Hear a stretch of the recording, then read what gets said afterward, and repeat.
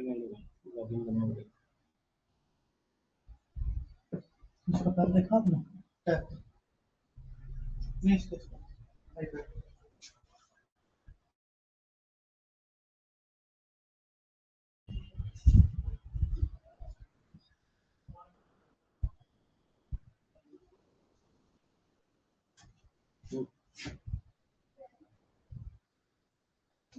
देखना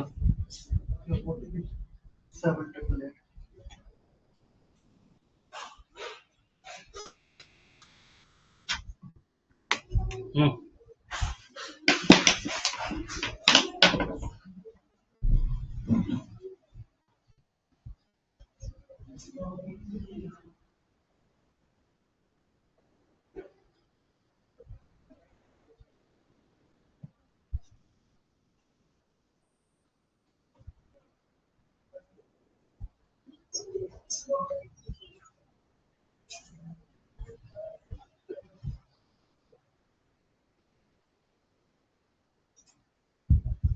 मैथ्स की क्लास कितने बजे?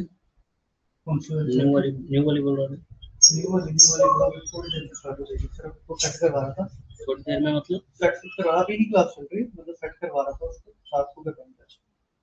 वो बता देंगे यार, आज हो जाएगा या फिर साबिया बोल रही मैथ नहीं समझ आता। मैथ्स आपको दोबारा से समझाया जाएगा साबिया, ठीक है, दोबारा से समझाएंगे सर। वो सब चीजें सेट वेट करके उन्होंने, हमने बताया उनको सारी प्रॉब्लम। एक बार आप फिर से उसको पढ़ के देखें, आपको समझ आएगा, डोंट वरी।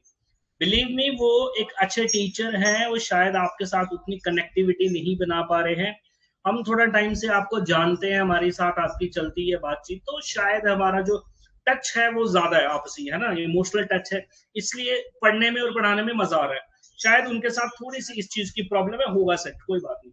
और फिर भी उसके बाद हम बैठे ही हैं आपके लिए, यू डोंट वरी, ठीक है। देखो, फ्रीडम स्ट्रगल टीचर अच्छे हैं सर, नो डाउट। हाँ हाँ, टीचर अच्छे हैं, नो डाउट, बिल्कुल। मैंने बोला ना उनकी थोड़ी कनेक्टिविटी की प्रॉब्लम है। अच्छा समझे, अब 1947 को देश हमारा आजाद हो गया भाई, ठीक है, इंडियाज इंडिपेंडेंस एक्ट के हिसाब से। अच्छा मेरे को एक बात बता दें, आपको पता है 1939 से ही इंडियन नेशनल कांग्रेस के लिए बड़े सारे ऑफर्स जो है वो ब्रिटिश सरकार भेज रही थी। किस ऑफर में फाइनली ये मान लिया था इंडिया को आजादी देंगे? इंडिया को इंडिपेंडेंस देने की बात जो है वो किस प्लान में या किस प्रपोजल में मान लिया था, ये बता दो एक।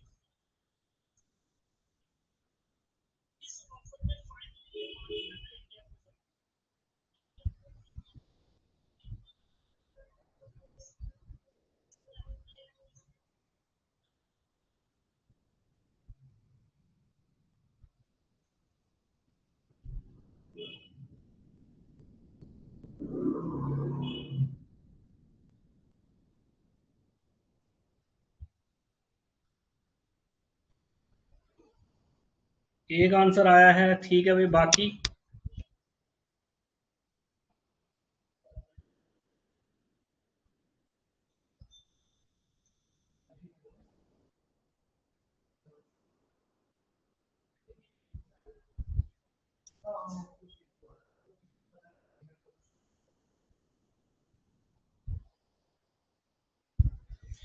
तो भाई नहीं, वो आया था कैबिनेट मिशन प्लान में, याद रखना। लेबर पार्टी जो फॉर्म में आई थी ना, क्लेमेंट एटली बन गया प्रधानमंत्री, तो कैबिनेट मिशन प्लान में बोला गया था, याद रखना, कैबिनेट मिशन प्लान में ही बोल दिया था आजादी भी हो जाएगी और क्या होगा, आपके लिए कॉन्स्टिट्यूएंट असेंबली भी बनाई जाएगी, ठीक है।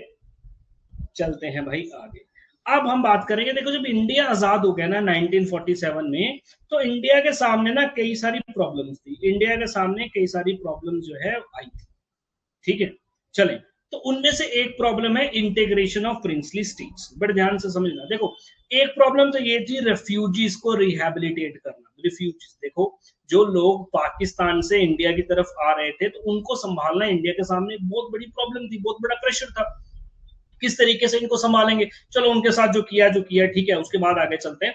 इंटीग्रेशन ऑफ प्रिंसली स्टेट्स, भाई उस टाइम पे इंडिया में अराउंड आप बोल सकते हैं 565 प्रिंसली स्टेट्स थी, 565 प्रिंसली स्टेट्स थी।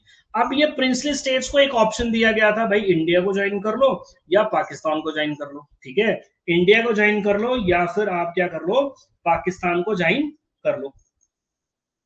ठीक है, चलो अब इसमें इंटीग्रेशन में ये काम जो है किसके पास जाता है दोस्तों, एक हमारे आयरन मैन सरदार वल्लभ भाई पटेल, सरदार वल्लभ भाई पटेल, और साथ में थे वीपी मेनन, साथ में थे आपके वीपी मेनन। इन बंदों को बोला गया भाई किस तरीके से इन प्रिंसली स्टेट्स को इंडिया में मिलाना है। और दोस्तों इन्होंने साम दाम दंड भेद लगा के कईयों को बोला ठीक है भाई हम आपको पैसे देंगे, आपको ऑटोनॉमी देंगे, ये देंगे वो देंगे, वो छोड़े आप भैया इतना आपको पेंशन मिलेगा, ये सब आप इंडिया में मिलता है दोस्तों। ठीक है, अब सारे के सारे जो थे इंडिया में मिल के, बट यहाँ पे अभी भी 3-4 स्टेट्स ऐसी थी जो अभी भी इंडिपेंडेंट रहना चाहती थी या अंडरग्राउंड कहीं ना कहीं सीक्रेटली पाकिस्तान में मिलना चाहती थी, याद रख लेना दोस्तों। ठीक है, वो कौन कौन सी है, वो है आपकी कश्मीर, उसके बाद में दोस्तों आपका मणिपुर, देन है दोस्तों आपके पास हैदराबाद, चौथा है दोस्तों आपके पास जूनागढ़। ठीक है, जूनागढ़। ठीक, एक तो एक और प्रॉब्लम थी दोस्तों, आगे चल के आपको ये पता लगेगा, कुछ हमारी स्टेट्स अभी भी ऐसी थी जो फॉरेन कंट्रोल में थी। ठीक है, वो किसके कंट्रोल में थी, फॉरेन लोगों के कंट्रोल में थी, फॉरेनर्स के कंट्रोल में थी। सर ये कौन से थे, ये थे आपका दमन दीव, दमन दीव के साथ में आपका गोवा, गोवा पे किसकी हुकूमत है, पोर्चुगीज, पोर्चुगीज ने कंट्रोल करके रखा हुआ है दोस्तों। ठीक है, और इस तरफ देखेंगे तो पुडुचेरी, इस तरफ देखेंगे तो दोस्तों पुडुचेरी, पुडुचेरी पे किसका कंट्रोल है, फ्रेंच कंट्रोल है, फ्रेंच कंट्रोल है। तो इनको भी इंडिया में मिलाना एक बड़ा इंपॉर्टेंट टास्क रहा है, इसको बोला इंटीग्रेशन ऑफ प्रिंसली स्टेट्स। और दोस्तों ये है आपका merging of Goa, annexation of Goa बोल सकते हो, मर्जिंग ऑफ गोवा बोल सकते हो। ठीक है, और पुडुचेरी। ठीक, चलते हैं वन बाय वन इनके बारे में। नंबर 1 बात करेंगे दोस्तों कश्मीर, नंबर 1 बात करेंगे दोस्तों कश्मीर। देखो कश्मीर आपको पता है उस वक्त पे कश्मीर वाज रूल्ड बाय महाराजा हरि सिंह। कश्मीर पे कौन रूल कर रहा था, महाराजा हरि सिंह। नाउ हरि सिंह के पास भी ऑप्शन था भाई इंडिया ज्वाइन कर ले, पाकिस्तान ज्वाइन कर ले, लेकिन वो क्या चाहते थे कि हम क्या रहेंगे, इंडिपेंडेंट रहेंगे, इंडिपेंडेंट रहेंगे। और इंडिपेंडेंट रहेंगे तो आपको पता है यहाँ पे पाकिस्तान क्या करता है, जम्मू एंड कश्मीर पे अटैक करता है। ठीक है, अटैक बाय पाकिस्तान 1947 में दोस्तों आपको अटैक देखने को मिलता है। ठीक है,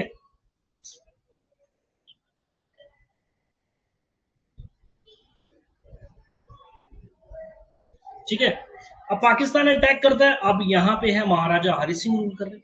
अब महाराजा हरि सिंह याद रख लेना, यहाँ पे एक और बड़े ही फेमस लीडर है, वो है आपके शेख मोहम्मद अब्दुल्ला, याद रखना शेख मोहम्मद अब्दुल्ला। दोस्तों शेख मोहम्मद अब्दुल्ला जो है इस टाइम पे वैसे ही राजा की गवर्नमेंट के अगेंस्ट बहुत ज्यादा प्रोटेस्ट जो है वो कर रहे थे, वो चाहते थे यहाँ पे भी डेमोक्रेसी आए, राजा का रूल खत्म हो जाए, ये चाहते थे दोस्तों। ठीक है, और कहीं ना कहीं इंडियन गवर्नमेंट भी ये चाहती थी कि जम्मू एंड कश्मीर जो है वो हमें मिल जाए, हमारे साथ में जुड़ जाए दोस्तों।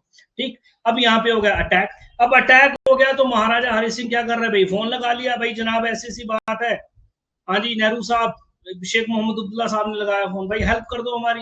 हेल्प कैसे करते हैं भाई, आप तो हमारे पार्ट ही नहीं हो, आप हमारे पार्ट बन जाओ, देन हम क्या करेंगे, आपका हेल्प करेंगे दोस्तों। Then Jammu and Kashmir became part of India दोस्तों, साइन किया गया इंस्ट्रूमेंट ऑफ एक्सेशन, एक्सेशन मतलब मिल जाना साथ में। ठीक है, इंस्ट्रूमेंट ऑफ एक्सेशन दोस्तों याद रखना, ये डेट बहुत ज्यादा इंपॉर्टेंट है। 26 अक्टूबर 1947 को इंस्ट्रूमेंट ऑफ एक्सेशन साइन किया गया। देन आगे चल के और बात की गई, उन्होंने बोला जी हमें जो है ऑटोनॉमी चाहिए, राजा बोलते हैं महाराजा बोलते हैं ठीक है ऑटोनॉमी चाहिए, और बोला ठीक है भाई ऑटोनॉमी, बोले कुछ चीजें आप हमें दे दो जो हमारे कंट्रोल में होंगी, जैसे करेंसी हमारे कंट्रोल में होगी, डिफेंस हमारे कंट्रोल में होगा, कम्युनिकेशन हमारे कंट्रोल में होगा, बाकी सब चीजों में आप ऑटोनॉमी आपके पास है। और आप सभी को बताया आर्टिकल 370 और 35A जो है कॉन्स्टिट्यूशन में ऐड किया गया था। चंगा भला चल रहा था, 2019 में दोस्तों जम्मू एंड कश्मीर को तोड़ के यूटी बना दिया गया, 2 डिफरेंट यूटीज बन गए, ये था कश्मीर। ठीक है, कश्मीर के बाद में आगे चलते हैं। अगला है दोस्तों केस ऑफ जूनागढ़। दोस्तों जूनागढ़ एक स्टेट है, मैं आपको बता दूं जूनागढ़ कहाँ की स्टेट है, गुजरात। कहां पे है जूनागढ़, गुजरात में। दोस्तों याद रख लेना जूनागढ़ कहां पे है, गुजरात। दोस्तों अब यहाँ पे एक मेरी बात समझ लेना, यहाँ का जो रूलर है, यहाँ का जो रूलर है ही इज मुस्लिम, और यहाँ की जो पब्लिक है, मेजोरिटी ऑफ द पब्लिक जो थी दोस्तों वो थी हिंदू। ठीक है जी, वो थी, चलो भाई ठीक है, वो थी हिंदू। नाउ दोस्तों यहाँ पे कौन है, मोहम्मद, मोहम्मद याद रखना, महाबत खान जी, मोहम्मद, ये नाम याद रख लें, ये नाम पूछ लिया जाएगा, मैं बता रहा हूं आपको, ये किसी किताब में भी नहीं दिया गया वैसे। मोहम्मद महाबत खान जी, मोहम्मद महाबत खान जी जूनागढ़ पे रूल कर रहे हैं दोस्तों। ठीक है, इनिशियली ये चाहते थे कि मैं क्या रहूंगा, इंडिपेंडेंट रहूंगा, बट बाद में कहीं ना कहीं जो है ही वांटेड टू ज्वाइन पाकिस्तान, वो चाहता था कि पाकिस्तान के साथ में मिल जाओ। बट लोग यहाँ पे दोस्तों किस चीज की डिमांड कर रहे थे कि भाई इंडिया में मिलेंगे, इंडिया में मिलेंगे, इंडिया में मिलेंगे। तो दोस्तों यहाँ पे जो है इसके ऊपर, इस रूलर के ऊपर आप कह सकते हैं प्रेशर बनाया गया बाय द गवर्नमेंट, और यहाँ पे बोला आप एक काम कर लें क्या, ठीक है, आप भाई यहाँ पे एक प्लेबिसाइट ही करा लें, आप यहाँ पे क्या करा लें, एक प्लेबिसाइट ही करा लें दोस्तों। ठीक है, चलो भाई यहाँ पे क्या करा लें, एक प्लेबिसाइट। प्लेबिसाइट का मतलब याद रख लेना, ये होता है डायरेक्ट वोटिंग, डायरेक्ट लोगों से वोटिंग करा के देख लो भाई, और लोगों ने क्या बोला, yes we want to join India. तो इसके चलते दोस्तों इंडिया का पार्ट बना लिया गया, किसको, जूनागढ़ का।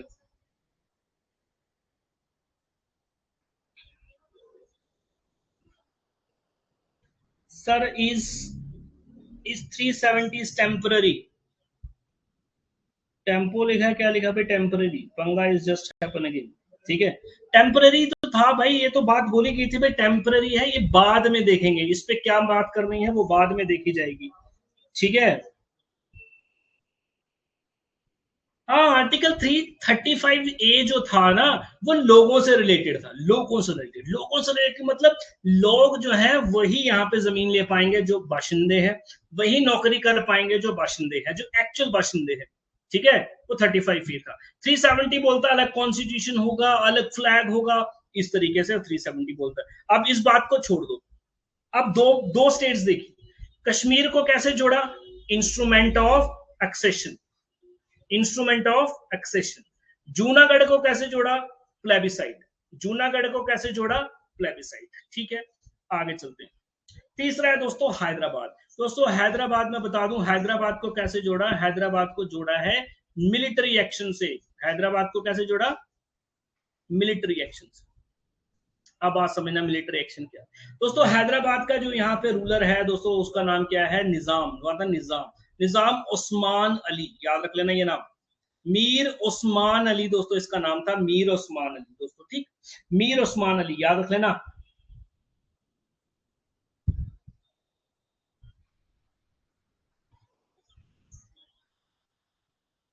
चलो अब ये जो मीर उस्मान अली है ना, ये क्या चाहता था कि इंडिपेंडेंट रहो, मेरी स्टेट जो है वो इंडिपेंडेंट रहे, लेकिन वहां के जो लोग थे ना, पीपल थे ना, people were not happy, people were not happy with the rule. और जब मीर अली जो है, ये उस्मान अली जो है अपना रूल एस्टेब्लिश यहाँ पे करना चाहता है, लोग बोल रहे नहीं भाई इंडिया के साथ मिलना है, तो यहाँ पे प्रोटेस्ट हो रहे हैं, तगड़े प्रोटेस्ट प्रोटेस्ट हो रहे हैं। प्रोटेस्ट को रोकने के लिए दोस्तों ये अपनी जो है फोर्सेस भेजता है, उन फोर्सेस को बोलते हैं रजाकार। याद रख लेना दोस्तों, रजाकार, रजाकार क्या है, ये स्पेशल पुलिस है। रजाकार क्या है, याद रख लेना, ये पैरामिलिट्री ट्रूप्स हैं, इसके पैरामिलिट्री ट्रूप्स लिख देता हूं, पैरामिलिट्री ट्रूप्स, पैरामिलिट्री ट्रूप्स है। रजाकार को भेजता है to suppress revolt, to suppress revolt, के रिवोल्ट को क्या कर दिया जाए, रोक दिया जाए, दबा दिया जाए। दोस्तों जब इंडियन गवर्नमेंट को ये पता लगता है कि हाँ भी लोगों के ऊपर बड़ा ज्यादा ऑपरेशन जो है बाय द गवर्नमेंट, जो बाय द गवर्नमेंट ऑफ राजा और बाय द गवर्नमेंट ऑफ निजाम उस्मान अली किया जा रहा है, तो गवर्नमेंट जो है रिटेलिएट में अपनी फोर्सेस भेजती है, फोर्सेस भेजती है अंडर ऑपरेशन पोलो, ये याद रख लेना, अंडर ऑपरेशन पोलो। दोस्तों जब यहाँ पे हमने अपनी आर्मी भेजी तो इसको क्या बोलते हैं, ऑपरेशन पोलो बोलते हैं, याद रख लेना। और इस अपोलो ने, इस इस जो ऑपरेशन था पोलो ने, इसने निजाम को क्या कर दिया, हरा दिया, ठीक है। और बाद में उससे इंस्ट्रूमेंट ऑफ एक्सेशन जो है वो साइन करा दिया गया दोस्तों, उससे भी इंस्ट्रूमेंट ऑफ एक्सेशन जो है बाद में साइन करा दिया गया दोस्तों, याद रख लेना। हैदराबाद को मिलिट्री एक्शन से इन्होंने जीत लिया, हैदराबाद को मिलिट्री एक्शन से जोड़ लिया, ठीक है जी। Kashmir instrument of accession, Junagadh plebiscite, Hyderabad military action, और लास्ट में है दोस्तों मणिपुर। मणिपुर दोस्तों, मणिपुर अगर आप देखेंगे, मणिपुर भी उस वक्त पे एक प्रिंसली स्टेट, प्रिंसली स्टेट थी। बोध चंद्र सिंह यहाँ का रूलर था दोस्तों, क्या नाम है, बोध चंद्र सिंह, बोध चंद्र सिंह दोस्तों उस वक्त का क्या था, यहाँ पे राजा था दोस्तों। बोध चंद्र सिंह जो है ये इंडिया में मिलना चाहता था, लास्ट में मान गया, बोल रहा ठीक है भाई इंडिया में मिल जाऊंगा, लेकिन मेरे को क्या चाहिए, ऑटोनॉमी चाहिए, ऑटोनॉमी चाहिए। बोला जी दे दी दोस्तों, ऑटोनॉमी दी, तो यहाँ पे स्टेट क्या बन गया, कॉन्स्टिट्यूशनल मोनार्की बन गया दोस्तों। क्या बन गया, कॉन्स्टिट्यूशनल मोनार्की। कॉन्स्टिट्यूशनल मोनार्की का मतलब क्या होता है कि यहाँ पे राजा तो है, सिंबॉलिक हेड कौन है, राजा है, लेकिन रूल कैसे चलेगा, लॉ कैसे चलेगा, वो दोस्तों यहाँ पे गवर्नमेंट चलाएगी और गवर्नमेंट लोग चुनेंगे। यानी कि यहाँ पे गवर्नमेंट भी होती है, गवर्नमेंट के ऊपर राजा भी होगा, लेकिन राजा सिर्फ नाम का होगा, एक्चुअल पावर इसके हाथ में होगी दोस्तों। कॉन्स्टिट्यूशनल मोनार्की बना दिया गया, ठीक है जी, कॉन्स्टिट्यूशनल मोनार्की बना दिया गया। इसी के साथ दोस्तों थोड़े टाइम के बाद आप देखेंगे यहाँ पे इशू जो है legislative assembly, issue was raised in legislative assembly of Manipur दोस्तों, issue was raised in legislative assembly of Manipur. किस लिए, मर्जिंग ऑफ मणिपुर, ठीक है, मर्जिंग ऑफ मणिपुर दोस्तों। ये यहाँ के लोग और यहाँ के जो चुनी हुई गवर्नमेंट थी वही बोल रही थी हमें क्या करना है, फुल फ्लेजेड इंडिया में मिलना है, कोई कॉन्स्टिट्यूशनल मोनार्की जो है हमें नहीं चाहिए। हाँ साबिया कौसर, ये सब इंडिया के पार्ट बाद में बने हैं, बिल्कुल बिल्कुल, वही तो बोल रहा हूँ आपको कि 565 प्रिंसली स्टेट्स थी जिसमें से सारी जुड़ गई थी, ये नहीं जुड़ रही थी अभी भी, 1947 में ये अभी भी नहीं जुड़ रही थी। इसके अलावा कोई और भी थी, भोपाल है आपका, वो सब छोड़े आप, ये ज्यादा इंपॉर्टेंट है इसलिए मैं आपको लिखा रहा हूँ, यहाँ से सवाल भी पूछे जाएंगे, ठीक है जी। चलो ये 1947 48 की बात है, सारे बंदे याद करेंगे, 1947 48 की बात है, याद रख लेना, 1947 48 की बात है। बोला जी मणिपुर को प्रॉपरली क्या कर देंगे, मर्ज कर देंगे दोस्तों, ठीक है जी। और देन यहाँ पे जो राजा था उसको जो है 1949 में इतना ज्यादा प्रेशराइज किया गया कि उसने भी इंस्ट्रूमेंट ऑफ एक्सेशन जो है वो साइन कर लिया, इंस्ट्रूमेंट ऑफ एक्सेशन 1949 में साइन कर लिया, याद रख लेना। सितंबर 1949 में राजा बोधचंद्र ने बोला ठीक है इंडिया में मिला दिया जाएगा, ठीक है। यह है इंटीग्रेशन ऑफ प्रिंसली स्टेट्स, सारी के सारी प्रिंसली स्टेट्स इंडिया में मिला दी गई। इसमें किसी को कोई प्रॉब्लम जल्दी बोल दो भाई।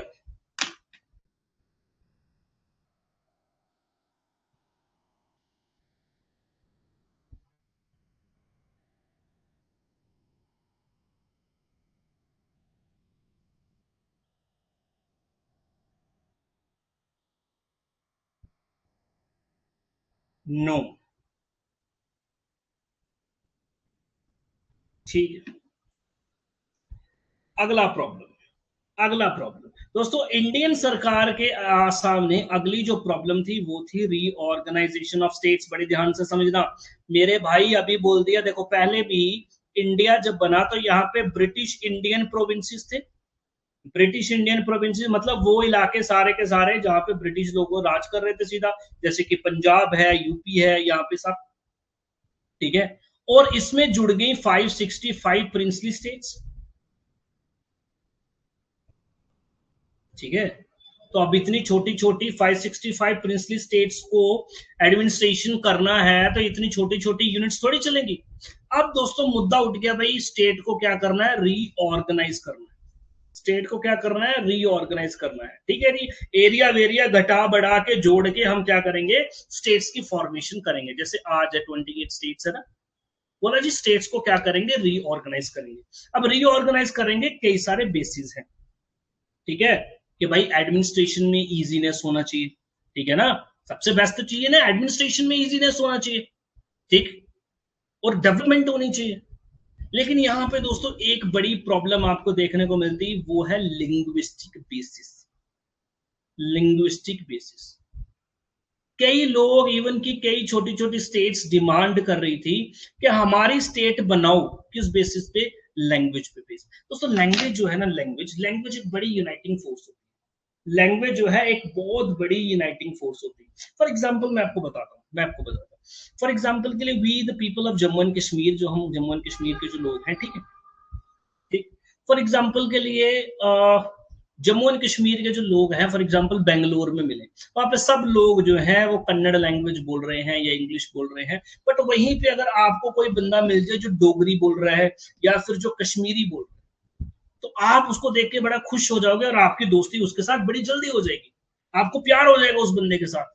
होगा कि नहीं होगा? क्योंकि भाई ये मेरा भाई है, मेरा भाई है। क्यों मेरा भाई है? क्योंकि हमारी लैंग्वेज सेम है, क्योंकि हमारी लैंग्वेज सेम है। इस तरीके से क्या अभी कई डिमांड्स उठ रही थी दोस्तों।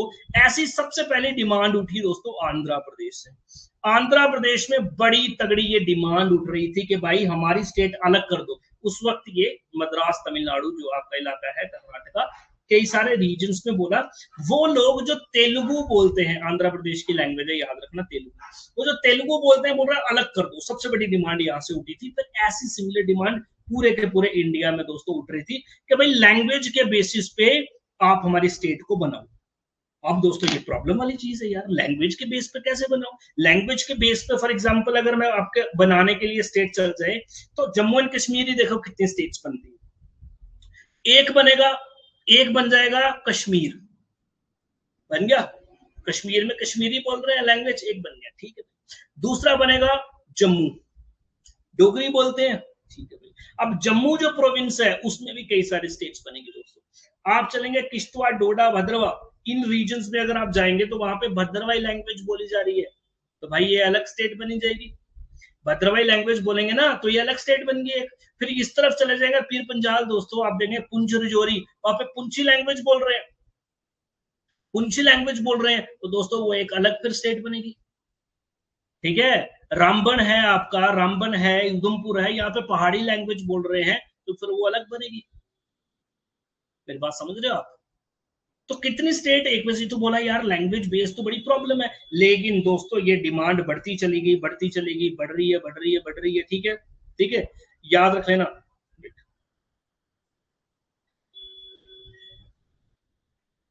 चलो भाई ठीक, ऐसी पहली डिमांड उठ रही है दोस्तों, याद रख लेना आंध्र प्रदेश से। कहां से उठ रही है? आंध्र प्रदेश से।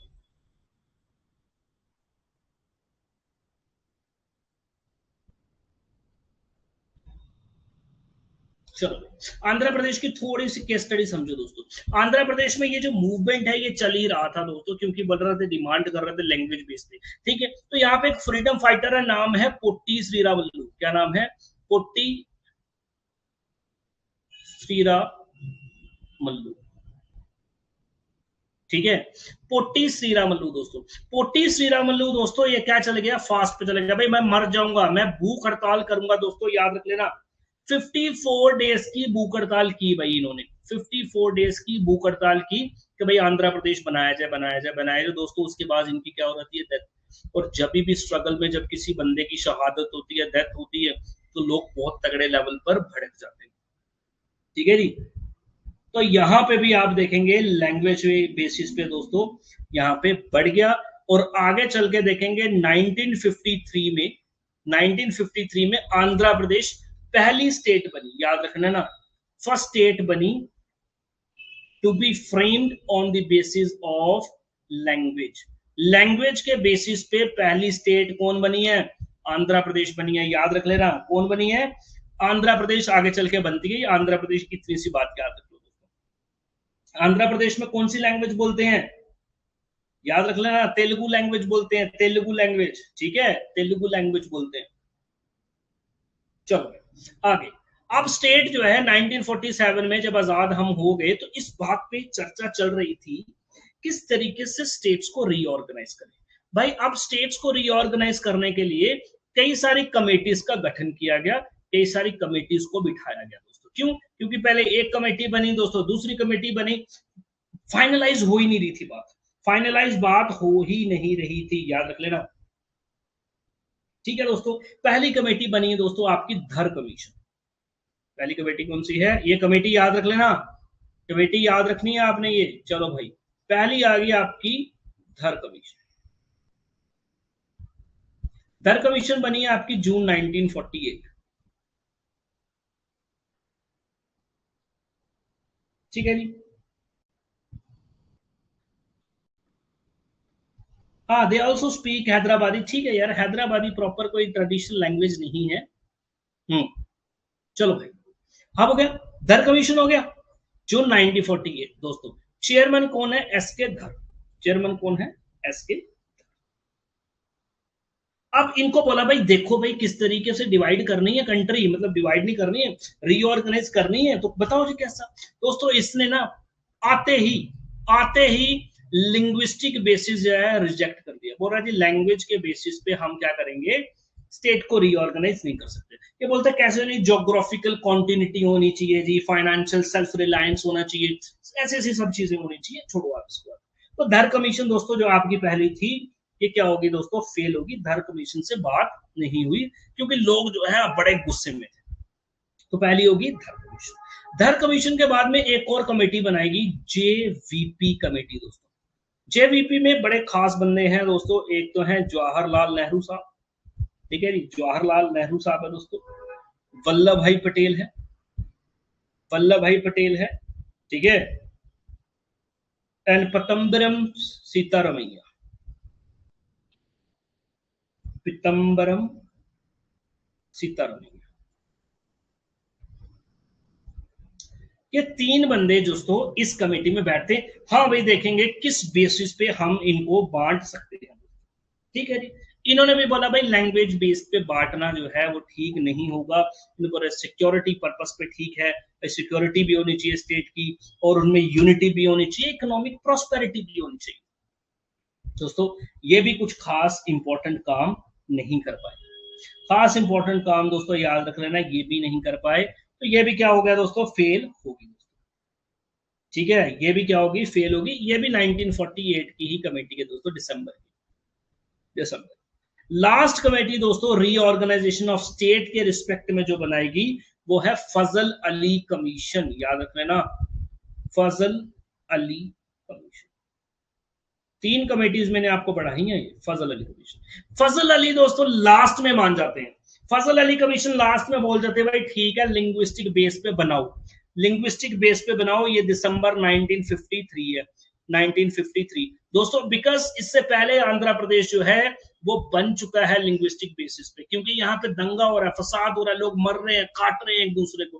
लास्ट में मानना पड़ा भाई, जैसे इंडिया और पाकिस्तान का हुआ, पहले नहीं मान रहे, जब दंगा फसाद हो रहा है, मारकाट हो रहा है, बोला जाओ भाई ले लो, फिर बना लो, फिर पाकिस्तान कर लो, फिर देश का टुकड़ा हो गया दोस्तों। यहाँ पे हो गया फजल अली कमीशन, दिसंबर 1953। फजल अली फाइनली दोस्तों अग्री हो गया, और दोस्तों इस फजल अली कमीशन ने 1955 में अपनी रिपोर्ट जो है वो सबमिट की, रिपोर्ट सबमिटेड, और इनके रिपोर्ट के बेसिस पे एक एक्ट पास किया गया, एक एक्ट पास किया गया 1956 में। याद रख लेना, एक एक्ट पास किया गया 1956 में।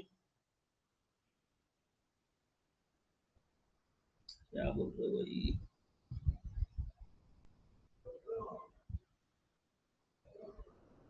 ठीक है, याद रख लेना, वो है state reorganisation act, state reorganisation act 1956। और इस एक्ट ने क्या किया, इस एक्ट ने पूरे के पूरे इंडिया को 14 स्टेट्स और 6 यूनियन टेरिटरीज में बांट दिया। इनिशियली याद रख लेना, इनिशियली इंडिया में कितनी स्टेट्स थी, 14 स्टेट्स थी। ठीक है, 14 स्टेट्स थी। साबिया जी, 565 स्टेट्स को रीऑर्गेनाइज किया गया था, उन्हीं को रीऑर्गेनाइज करने की बात चल रही है। कितने में रीऑर्गेनाइज कर दिया, 14 स्टेट बना दी और 6 यूटीज बना दी, 14 स्टेट्स बना दी और 6 यूटीज बना दी दोस्तों। ठीक है, चल भाई अभी देखेंगे आगे। अब ये सामने देख लें दोस्तों, ये 14 स्टेट्स आपके सामने। वो है दोस्तों बिहार, असम, मध्य प्रदेश, आंध्र प्रदेश, राजस्थान, पंजाब, मैसूर, यानी याद रखना आज जिसे हम कर्नाटका बोलते हैं, आज इसे हम कर्नाटका बोल रहे हैं, ठीक है, मैसूर, मद्रास, केरला, जम्मू एंड कश्मीर, बॉम्बे, दोस्तों याद रखना आज महाराष्ट्र है, इसमें से निकाला था बाद में गुजरात, आगे जाके गुजरात इसके बीच से निकलेगा, ठीक है, वेस्ट बंगाल, उत्तर प्रदेश एंड ओडिशा, ठीक है। अभी अगर आप यहाँ पे देखेंगे तो आपको यहाँ पे कहीं भी झारखंड नहीं देखने को मिल रहा, यहाँ पे आपको छत्तीसगढ़ नहीं देखने को मिल रहा, ठीक है। चलो भाई, और यूटीज में दोस्तों याद रखना है, यूटीज में कौन कौन था, दिल्ली, त्रिपुरा, मणिपुर, दोस्तों मणिपुर इंस्ट्रूमेंट ऑफ सक्सेशन से जोड़ा है, ठीक है, अंडमान निकोबार, हिमाचल प्रदेश एंड लक्षद्वीप, ठीक है। गोवा दोस्तों हमारे पास है नहीं है, और पुडुचेरी दोस्तों हमारे पास है नहीं है, ये भी बात याद कर लेना, ठीक है। यहां तक किसी को कोई प्रॉब्लम है भाई, जल्दी बोलो यार, यहां तक किसी को कोई प्रॉब्लम? 14 स्टेट्स बनाएगी और 6 यूटीज बनाएगी, मेरे भाई इसको आपने याद करना है, इसको आपने ध्यान में रखना है, जहन में रखना है, वो कौन सी 14 स्टेट्स थी, तो आपको पूछेगा बताओ इनमें से कौन सी इनिशियल 14 स्टेट्स में नहीं थी। यहां तक कोई प्रॉब्लम? नो सर नो, ठीक है भाई, आगे चलो आगे चलो जल्दी।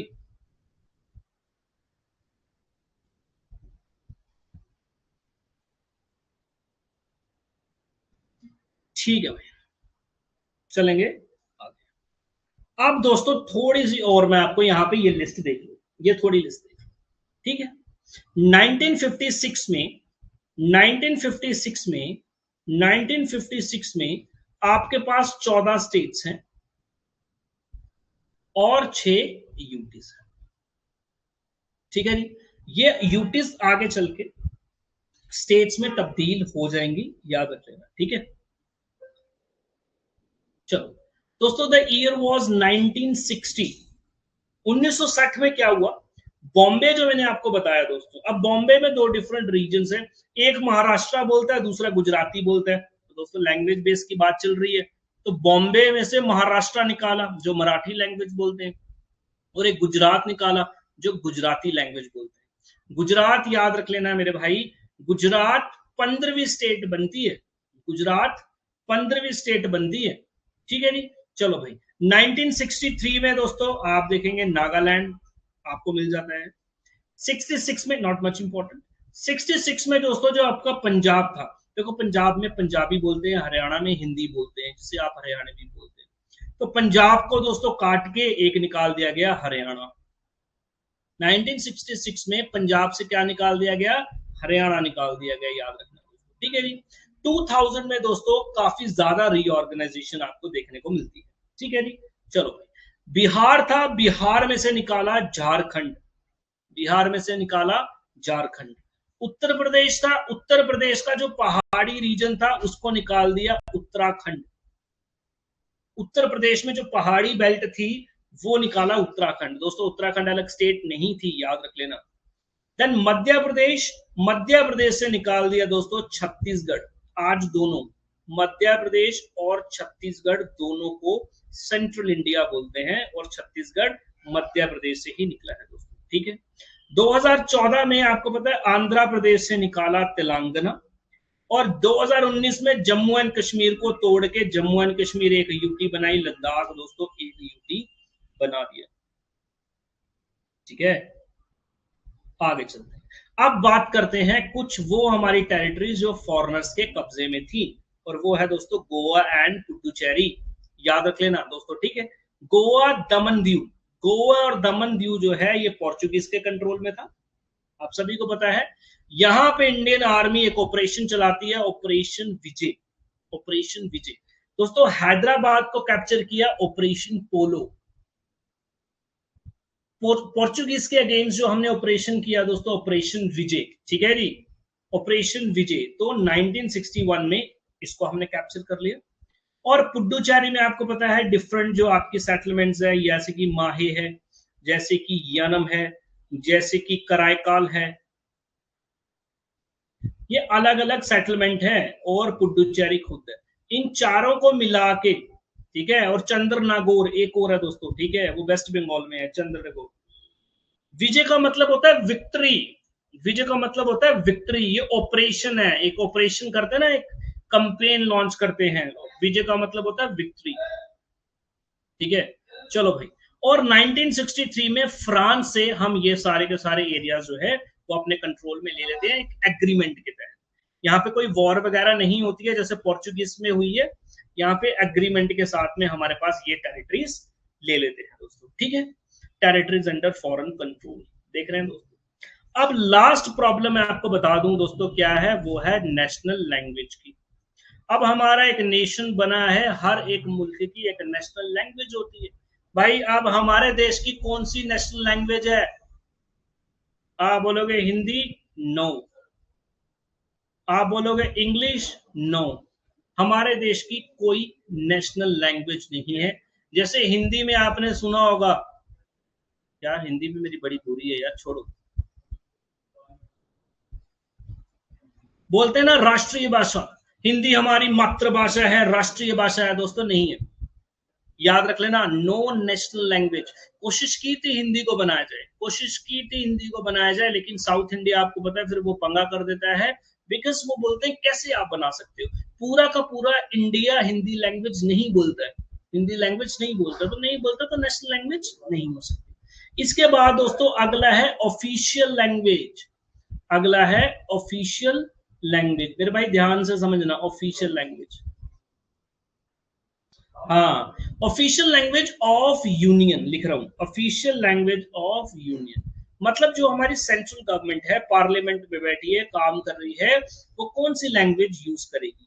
दोस्तों इनिशियली ये बोला गया था कि Hindi in Devanagari script shall be the official language of India, Hindi में सारे के सारे काम करेंगे। और उस वक्त पे बोला ठीक है भाई, 15 साल का टाइम दिया जाता है, क्योंकि साउथ इंडिया वालों ने बोला यार हमें तो हिंदी आती नहीं, किस तरीके से आप हमारे पर हिंदी थोप रहे हो, हमें कुछ टाइम मिलना चाहिए कि हम हिंदी सीखें। बोला ठीक है 15 साल का टाइम देते हैं, 15 साल में आप हिंदी सीख लें, तब तक के लिए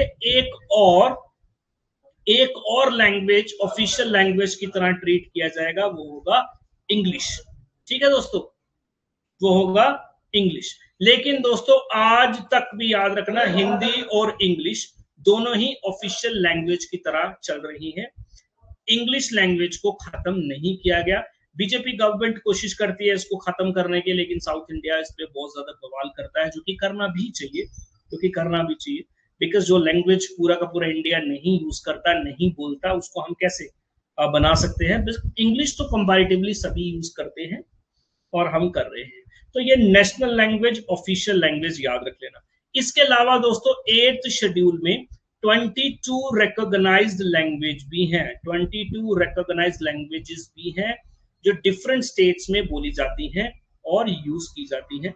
ये मैंने आपको यूट्यूब के ऊपर अच्छे से पढ़ाया है, 8th schedule official languages of India, जाके जरूर देखिएगा। विद दिस, अच्छा यूट्यूब के ऊपर मैंने आपको गवर्नर जनरल भी मैंने आपको पढ़ाया है, यूट्यूब के ऊपर गवर्नर जनरल भी पढ़ाया है, पोस्ट इंडिपेंडेंस हिस्ट्री भी हमारी हो गई, ठीक है। और इसके बाद में एक टॉपिक हो रहा है हमारा, वो यूट्यूब पे आएगा बच्चा, वो है सेशंस ऑफ कांग्रेस, वो है सेशंस ऑफ कांग्रेस।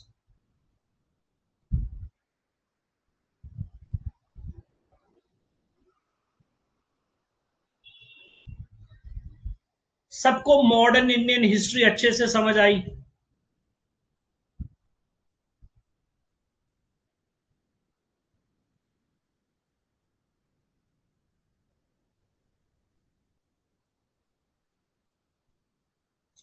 वही वही वही,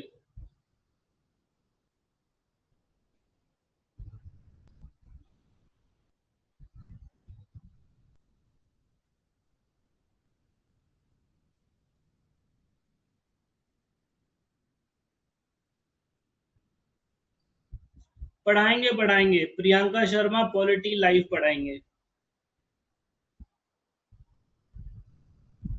हाँ हाँ, नोट्स में एक्स्ट्रा होता है, नोट्स में एक्स्ट्रा होता है, don't worry.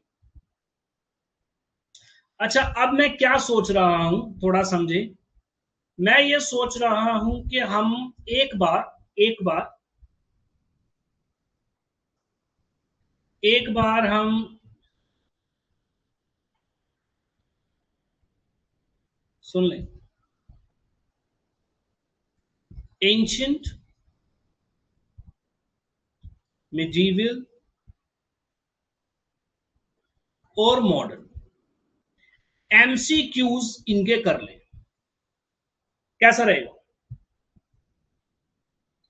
Thank you Sabir.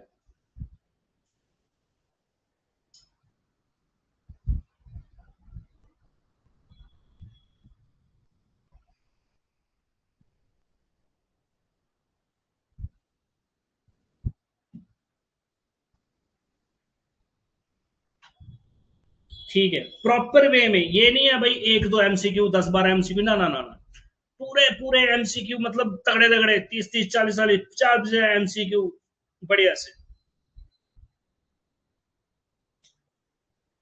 हाँ वही वही वही, ठीक है।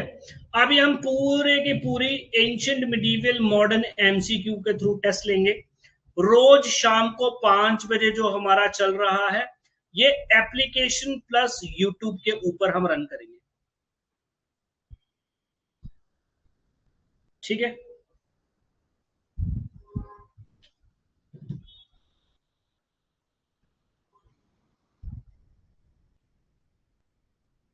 हाँ हाँ, टॉपिक वाइज ले लेंगे भाई, टॉपिक वाइज टेस्ट ले लेंगे भाई, टॉपिक वाइज टेस्ट ले लेंगे, टॉपिक वाइज टेस्ट ले लेंगे।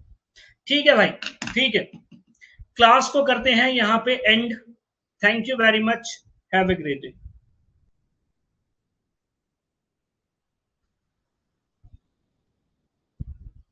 कोई बात नहीं, जिन्होंने मॉडर्न पढ़ी है ना, उनका भी कोई प्रॉब्लम नहीं है। उन एमसीक्यू से भी आप काफी कुछ सीखोगे, याद रख लेना, वो चीजें आप सीख जाओगे उधर से।